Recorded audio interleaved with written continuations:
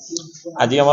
Bhadrak town थाना case number जोड़ा 11/4 रही है जो केस कि आम 2 जन अभियुक्त पूर्व गिरफ होते एक कार ब्राउन सुगार और एक स्कूटी जबत होता से केस जी अभियुक्त थे फेरार होते छोटू आलियास गुलिस्तान खान आज भद्रक टाउन थाना पुलिस सकाଳେ गिरफ कर घटनाक्रम यहीपरी खबर आसाला से व्यक्ति अन्य किसी ग्राहकों को ये ब्राउन सुगार बा बिक्री कर तेणु पुलिस टीम चढ़ाऊ करथिला चढ़ाऊ समय पक्षर 2,40,000 टंका गिरफ होती और अन्य जड़े अभियुक्त सहित थे शेख आबिद पुलिस गिरफ कर जो मैंने कि ब्राउन सुगार कारोबार लिप्त बाहर जिलूर ब्राउन सुगार आनी अन्य जिला मानक भद्रक में बिकुच्च अन्य जिले सप्लाय कर 2 जन जाक अभियुक्त जो गिरफ होती नाम पूर्व एसटीएफ केस रही एनडीपीएस एक्ट केस रही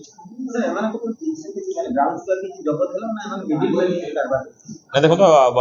आज की डेट तो ब्राउन सुगार जबत है कि पूर्व केस जो ब्राउन सुगार जबत होता से केस संपृक्ति रही हाँ एसटीएफ केस भी संपृक्ति गिरफ होगी आगु कोर्ट चालाण होती। धन्यवाद।